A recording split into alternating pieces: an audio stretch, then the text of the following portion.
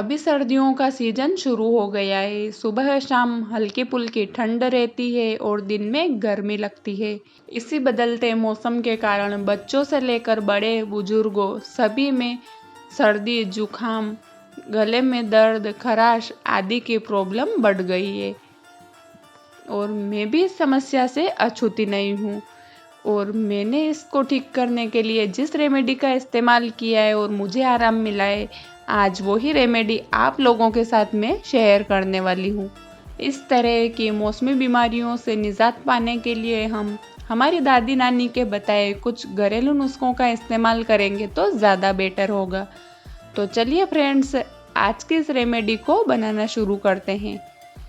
Remedy को बनाने के लिए मैं ले रही हूँ यहाँ पर गीली वाली हल्दी को।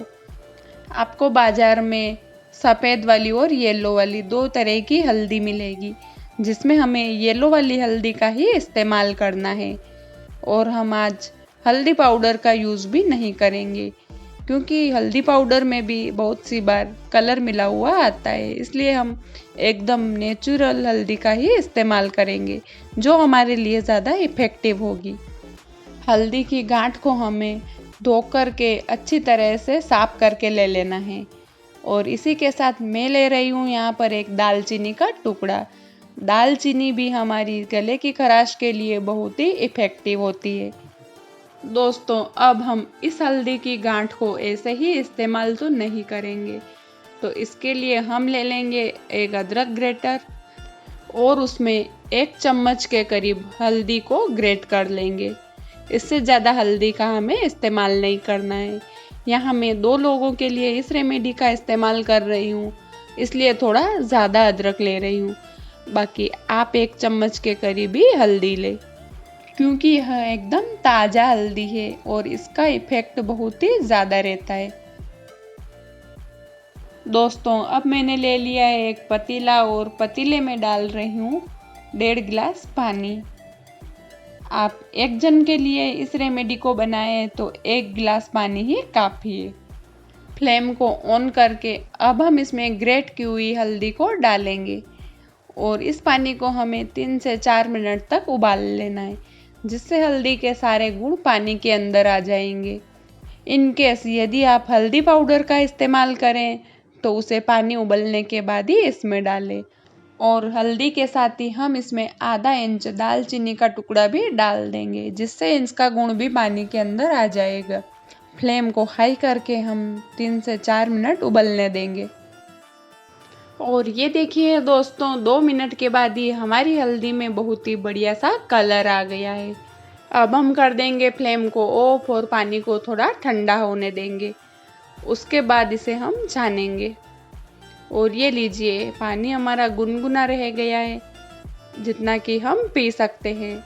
तो अब हम इसे 2 अलग अलग ग्लासों में छानेंगे, क्योंकि आज मैं एक ही पानी से 2 तरह की रेमेडी आपको बनाकर बताऊंगी। सर्दी, जुकाम, गले की प्रॉब्लम में दोस्तों आप इन रेमेडीज़ का इस्तेमाल करने के साथ ही साथ पूरा दिन गुनगुना किया हुआ पानी ही पिए। ठंडे पानी का सेवन बिल्कुल भी नहीं करें।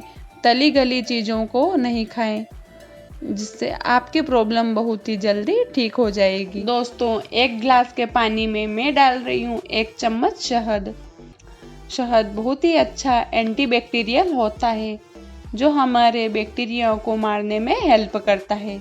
और शहद के साथ ही मैं इसमें डाल दूंगी आधा छोटा चम्मच नींबू का रस। नींबू का रस विटामिन सी से भरपूर होता है, जो हमारी इम्यूनिटी पावर को बढ़ाएगा। और इन दोनों ही चीज़ों को अच्छी तरह से मिक्स कर लेंगे और फिर जिस तरह से हम सिप सिप करके चाय पीते हैं, सेम वैसे ही इसे भी गुनगुना ही पी लेना है। आप देखेंगे कि दिन में 2 बार इसके इस्तेमाल से ही आपको काफ़ी आराम महसूस होगा। दोस्तों, एक रेमेडी तो हमारी बनकर तैयार हो गई है। अब हम दूसरी रेमेडी बनाकर तैयार कर लेते हैं। इस ग्लास में हम डालेंगे सेंधा नमक। जी हाँ दोस्तों, हमें इस रेमेडी के लिए सेंधा नमक का ही इस्तेमाल करना है। जो खाने वाला नमक होता है उसे नहीं डालना है। सेंधा नमक बहुत ज़्यादा गुणकारी होता है हमारे गले की खराश, कफ को निकालने के लिए। इसीलिए हम इसमें डालेंगे सेंधा नमक। यहाँ मैंने 3 चुटकी के करीब सेंधा नमक डाल दिया है और अब हम इसे अच्छी तरह से मिक्स कर लेंगे। इस गुनगुने पानी से हमें गरारे करनी है, जिससे हमारे गले में जो कफ जमा हुआ है, बैक्टीरिया पनप रहे हैं, वो ख़त्म होंगे और हमारे गले को बहुत ही राहत मिलेगी। इन रेमेडीज़ का इस्तेमाल हमें दिन में 2 बार करना है, एक रात को सोते टाइम और एक सुबह उठते ही। 2 से 3 दिन में ही आपको काफ़ी आराम महसूस होगा। तो कैसी लगी दोस्तों आज की मेरी रेमेडी, प्लीज़ मुझे कमेंट में लिखकर ज़रूर बताएं। इसके अलावा एक और रेमेडी है दोस्तों, जिसका इस्तेमाल करने से मुझे काफ़ी आराम मिला है, तो वो रेमेडी आपको मैं नेक्स्ट वीडियो में बताऊंगी।